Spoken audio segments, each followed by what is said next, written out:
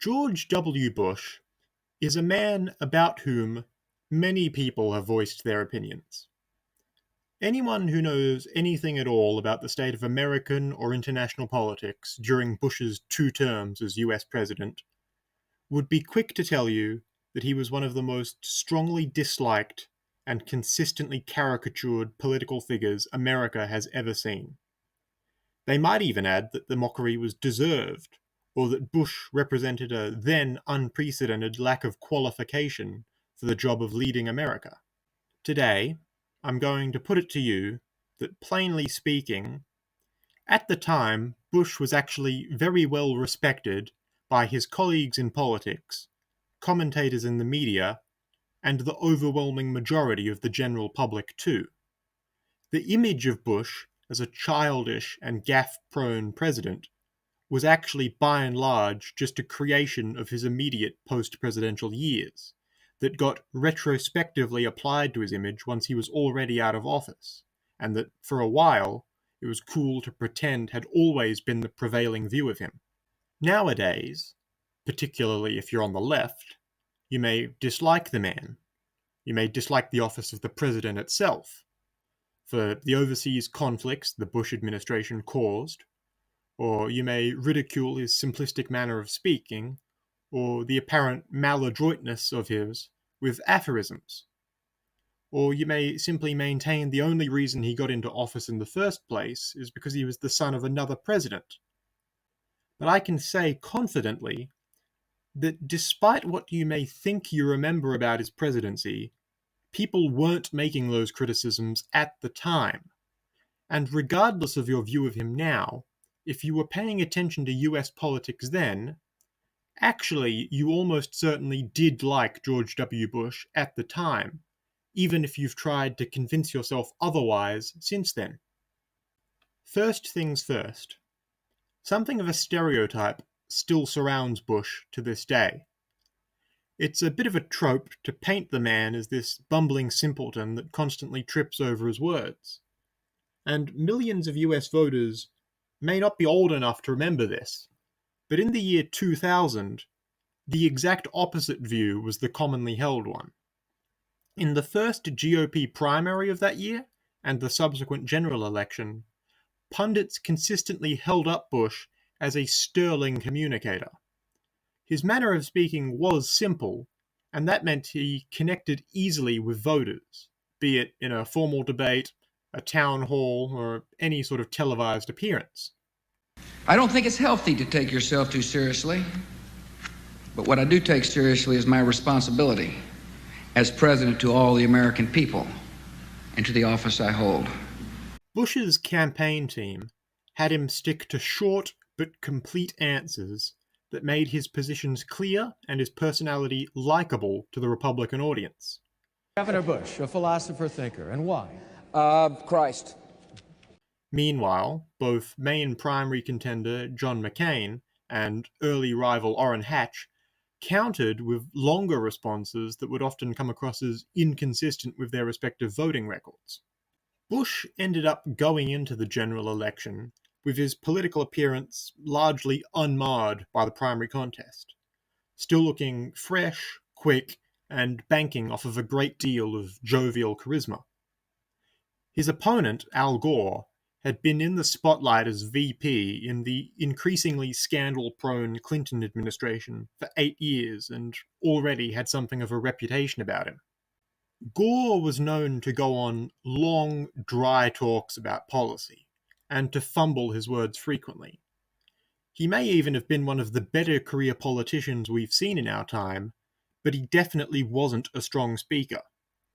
Going into the election, fresh on every satirist's mind was the time Gore had seemingly claimed to have invented the internet during a 1999 interview, when he misspoke and didn't bother to correct himself. During my service in the United States Congress, I took the initiative in creating the internet. During the first debate, one of his main talking points was a Medicare reform making use of a so-called lockbox mechanism. He blundered that too, to the point where no one in the audience knew what he was trying to say, even though he had used the term lockbox about a dozen times in 5 minutes. I think it should stay in a lockbox, lockbox, lockbox, lockbox. Throughout the rest of the campaign, Gore would try and overcorrect for this perception. He'd attempt a much more aggressive debate strategy by pivoting to shorter, curter answers, and he started jumping in needlessly on Bush's questions. He began huffing and sighing loudly during his opponent's speaking time as if that would make him more likable. That's what a governor gets to do. And at one point, in his most memorable gaffe, attempts this maneuver where he comes over to stand next to Bush to try and make use of the fact he's taller and has a larger frame to try and look more imposing. And Bush, without missing a beat, mid-response, just perfectly gives him this cute little nod as if to say, "We all know what you're doing and it actually makes you look like a complete jackass." But can you get things done? And I believe I can. At the start of the campaign season, the public perception was that it was going to be a contest between an experienced, if very dry Democrat, and a brash jock Republican governor. By election day, Gore had completely killed any chance of his building a consistent favourable image of himself, and Bush's team had made him a quick and clear speaker who easily won audiences over to his line of compassionate conservatism with his homespun earnestness and simple charm. But when I make decisions, I stand on principle. And the principles are derived from who I am. I believe we ought to love our neighbor like we love ourselves. It's manifested in public policy through the faith-based initiative where we've unleashed the armies of compassion to help heal people who hurt. I believe that God wants everybody to be free. That's what I believe. Both times that George Bush was on the ballot of a federal election, the stereotype that he made a fool out of himself whenever he spoke simply wasn't in the public zeitgeist. If you were to ask any voters on either side in 2000 and 2004 what they thought of George Bush's speaking skills, regardless of whatever else they may think about the man or his policies, he was seen as one of the best public speakers in politics at the time. Evidently, and most importantly, his manner of speaking worked at convincing voters too, because in both of those years, he won. How then do we reconcile this with the view that arose after he left office, that Bush tended to flub his lines? By and large, it's just the result of popular culture reaching to find something to lampoon about an outgoing politician after they're gone.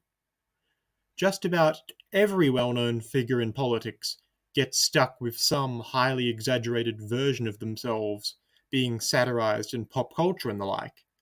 And more often than not, the earliest version of this pop culture image of them is not the same as the one they end up with after a long public career. Take, for example, Bush's immediate presidential predecessor, Bill Clinton. During the run-up to him taking office, the public perception of him is that he's this slick-talking Arkansas lawyer. He's a bit overweight and he plays the saxophone. Look at any satirical skit or newspaper cartoon of him from the time, and that's what the comedians of early 90s America had to work with. During his time in office, he goes through a number of scandals, like a misappropriation of White House staff funds, revelations about his past cannabis use, and ongoing allegations of infidelity. I experimented with marijuana a time or two, and I didn't like it, and didn't inhale, and never tried it again. I did not have sexual relations with that woman, Miss Lewinsky.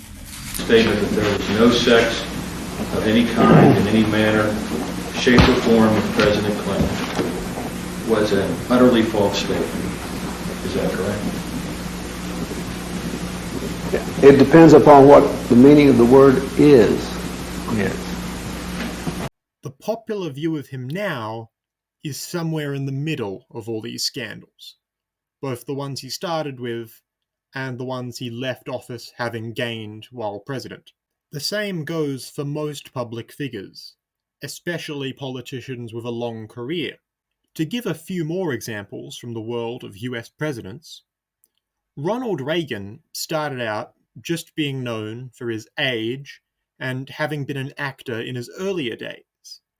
But by the end of his 2 terms, he was indelibly linked to virulent anti-communism, the jelly beans he'd developed a habit for while giving up smoking, and the fact that everyone knew his brain had practically melted from advanced stage Alzheimer's by the time he left office.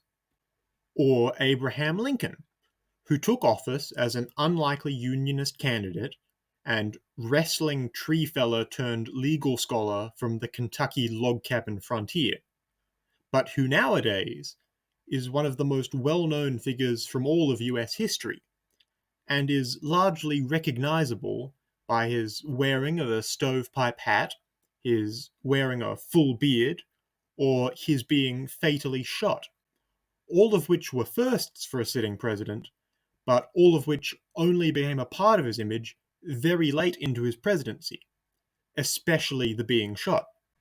But getting back to the point I was making, the claim that Bush regularly flubbed his remarks simply wasn't part of his public image during his time in office.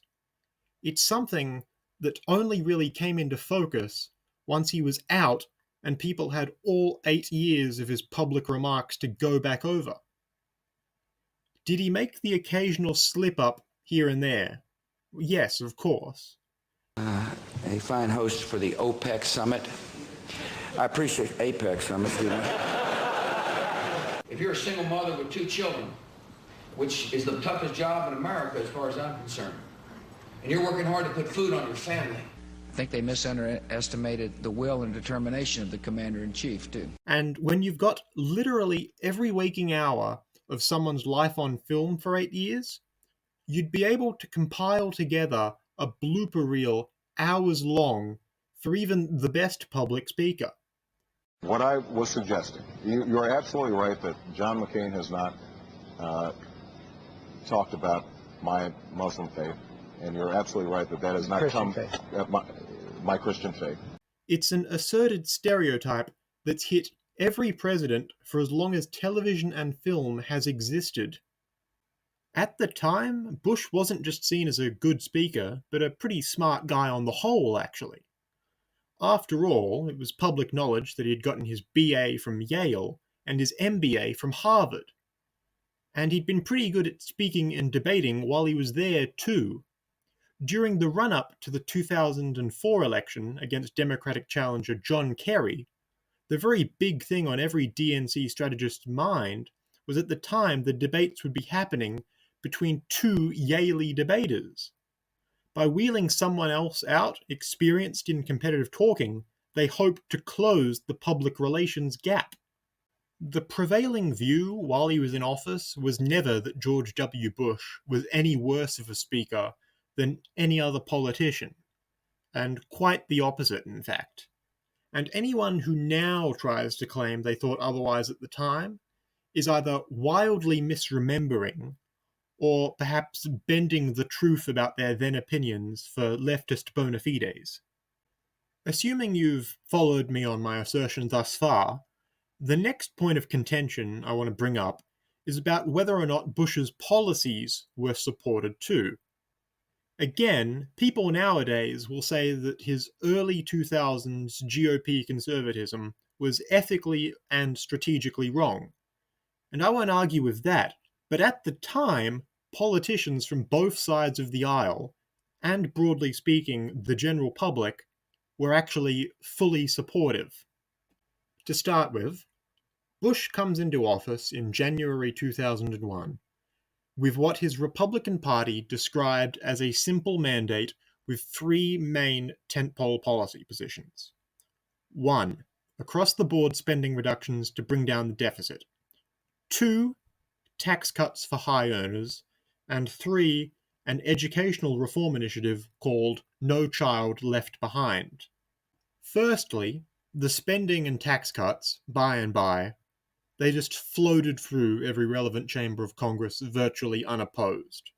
Because, of course they did. We all know that senators and members of Congress aren't going to rock the boat when it comes to potentially upsetting the donor class wealthy. Further still, when Bush was sworn in, the GOP held an official majority in both houses of the federal legislature.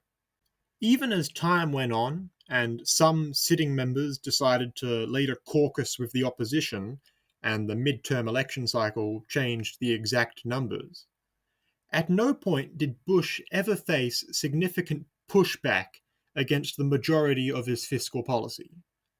There's the usual political process, of course, a lot of talk for the cameras and so on, but ultimately, the neoliberal status quo was not overthrown, and everything remained quite literally business as usual in those areas.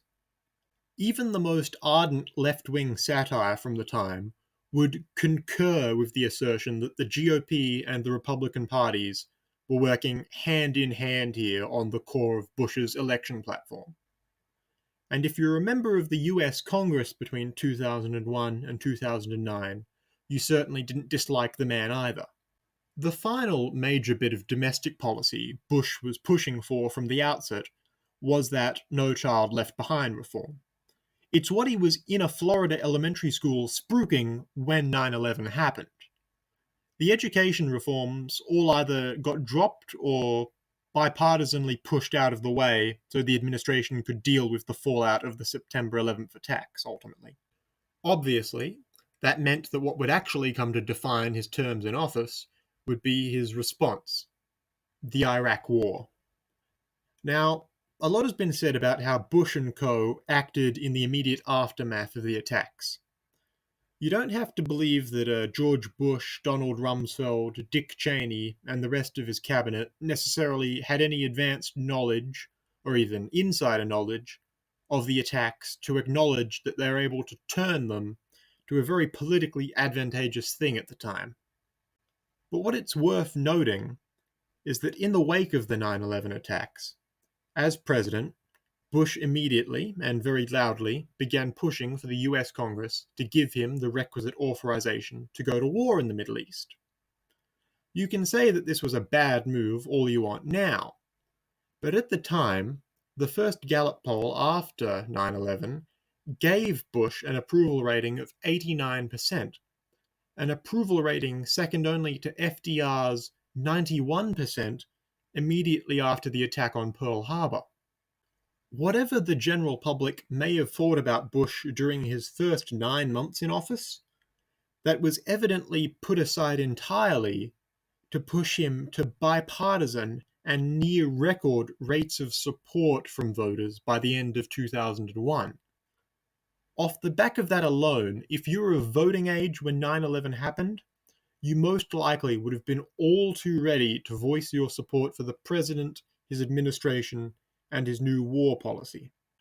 Further still, when Bush was pushing for congressional support to invade Iraq come October of 2002, he had an overwhelming majority of congresspersons and senators from both major parties on board.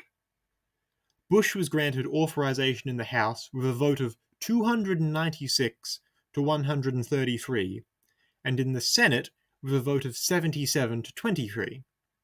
On his side were plenty of current and future big names of the political scene too, including Hillary Clinton, Tom Daschle, John Edwards, Dianne Feinstein, Harry Reid, Joe Lieberman, Chuck Schumer, current President Joe Biden, and even his eventual 2004 election opponent John Kerry, something which Bush could very astutely point out come debate time in 2004 when Kerry later bemoaned US involvement in Iraq.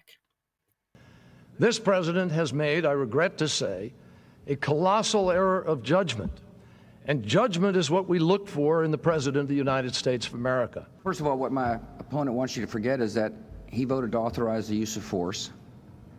Most, if not all, of the Iraq War's then supporters have since recanted their support for the military intervention, saying that it either ended up being a mistake, or far too costly, or ineffectual, or some combination thereof. Although plenty of politicians who are still around to this very day will either defend their actions 20 years ago, or claim that they were making the best decision they could at the time, or still holding out that it was always the right course of action. Absolutely regardless of what those people think about their vote now, cannot change the fact that they unambiguously supported Bush's fast track to war at the time. To many, during this nascent war on terror period, as the American media called it, to not support the president was almost understood to mean not supporting America itself, and the mere suggestion of being un-American could evidently get even the biggest DNC diehards to support the current administration during the George W. Bush era. The US Congress supported Bush's policies. The entire media apparatus supported Bush's policies. The general public supported Bush's policies. If you go dig up any US political satire from around 2002 to 2006, you'll see this borne out. Bush himself wasn't typically the target of commentators, and especially not for any perceived foolishness per se in his first 6 or so years in office. At the time, parody was largely being directed either towards the concept of congressional gridlock itself, much more so than any one person in the political system. That's not to say that Bush was never made fun of contemporaneously, of course, but absolutely not with the framing or to the excesses that you might imagine today. I think it's worth noting that, one, the general oeuvre of a lot of television and stand-up comedy about politics from even 2004 to 2009 was more often than not to plumb a lot of the internal inconsistency and perceived weaknesses of the now restructuring Democrat Party for comedy. I love New Hampshire.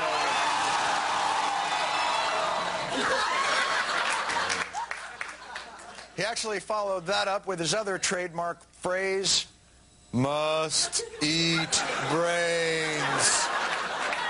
Brains. You know, George Bush thought he could play dress-up on an aircraft carrier.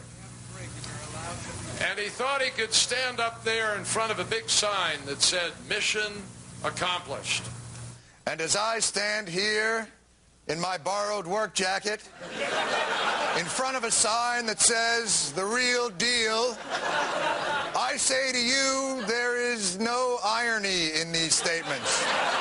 2, quite frankly, what relatively few lefty memes were circulating around online at this point, they just sucked. But it still leaves us with the question as to how did we end up eventually getting to the portrait of Bush as a buffoon? And there's a twofold answer.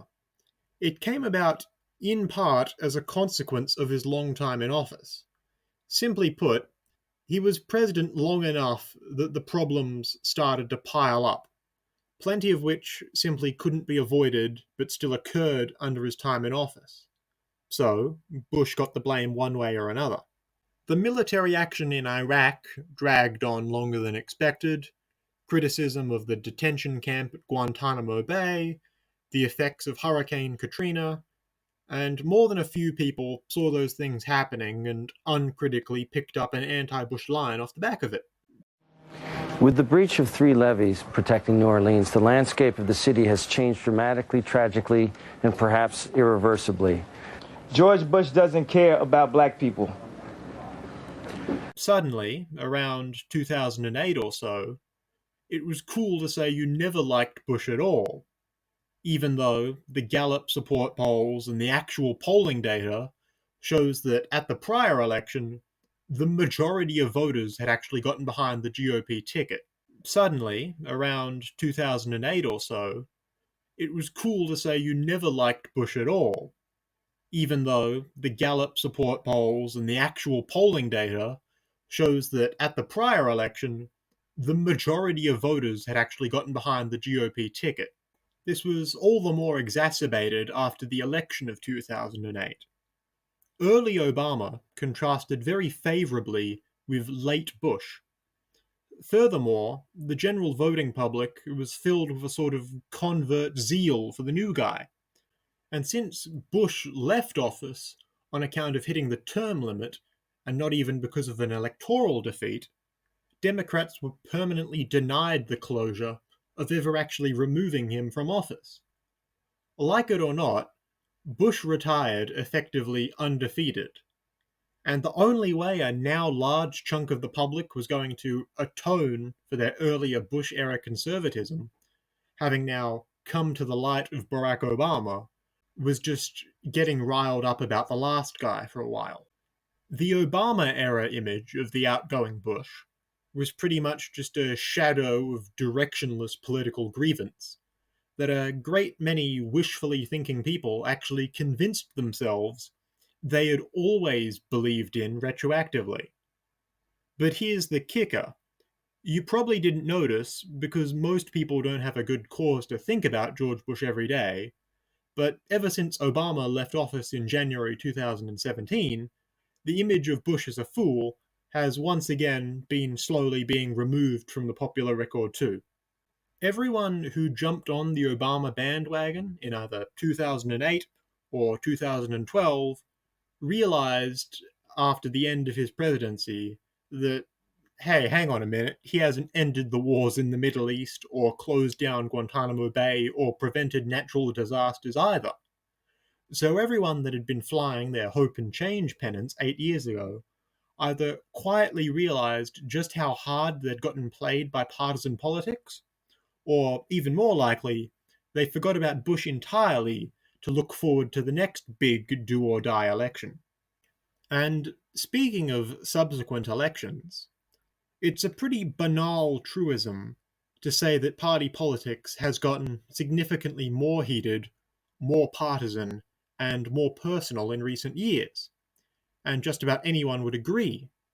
But of course, the unavoidable flip side of that is that you're acknowledging that things used to be much more level-headed, there used to be much more bipartisan cooperation, and people didn't get so bitter about each other's political candidates. The truth is, if you were an adult American during the Bush era, then practically 99% chance you either supported your president because you voted for him or respected the office itself too much not to. Or at the very worst, you didn't think all that strongly about him on a personal level at all. And you're only tainting your own recollection if for any reason you think otherwise now. Really, the only people voicing substantial and consistent opposition to Bush while he was in office were a small minority of really far left types who already eschewed civility towards the GOP, and even smaller minority of hardline conservative libertarians who disliked the Bush administration for an entirely different reason. And of course, both those groups had no soft spot in their heart for Bush's successor either.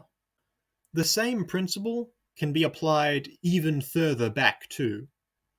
Go ask your parents, or even your parents' parents, what they thought of Richard Nixon. Of course, everyone will tell you he was awful, right? Why would anyone say they liked the guy that did the oil crisis, or Vietnam, or Watergate and all that? Nowadays, everyone will tell you they always thought he was a crook, but they sure did seem to vote for him a lot. Between 1952 and 1968, Nixon was on the federal ticket 5 times, and he got some of the most consistent and unprecedentedly strong voter turnout of the entire 20th century. Even going into his final term in office, he beat Democratic challenger George McGovern in the Electoral College 520 to 17. Nixon, oh, that prick. And to think I voted for that prick 5 times. Hey, it was him or the commies, right? Any political figure's image, good, bad, or otherwise, will be maintained exactly as long as it serves the interests of vested capital. And if need be, it can be changed from good to bad, from smart to dumb, from warhawk to dove, and all vice versa, on a dime. These days, the apparatus of party politics has no reason to keep up the image of Bush as an idiot or a warmonger. He's already been rehabilitated, so to speak, in the eyes of the liberal PMC Democrat voter. Even in the eyes of the die-hard Democrat apparatchiks that have been simultaneously crying and screaming about Donald Trump since 2015, Bush is now the good Republican. At any public appearance Bush makes now, he's a venerable elder statesman. His folksy way of speaking is once again just a cute little foible. On the occasion that he did actually slip up and make a Freudian slip about starting the Iraq War, followed by a line about it and his age in front of a whole auditorium of liberal donors no less, everyone in the room and in the media was all too happy to literally laugh it off. The result is an absence of checks and balances in Russia and the decision of one man to launch a wholly unjustified and brutal invasion of of Ukraine. Right. Anyway, 75. Ultimately, I predict George W. Bush is going to go down in the history books a lot like Harry S. Truman. A wartime president who may have come into office a bit unexpectedly, but was affirmed by voters decisively, if closely, and who maintained a base throughout 2 terms only to have that support taper off at the very end of his time as president. Every campaign he ever competed in was hard fought and hard won. Even so, in the years immediately after Truman left the White House, he was compared less than favorably to both the miraculous economic recovery created by his predecessor and the prosperity and peace of his successor. But nowadays, no one really has strong personal feelings either way about Harry S. Truman, though. All he is, like I think George W. Bush is going to end up being remembered as 70 years from now, is just a slightly eccentric Southern two-termer that the general public only really knows enough about to use in jokes about two-pronged attacks on civilian targets. With all that said, I hope you've found something worthwhile on the nature of political memory to take from all this.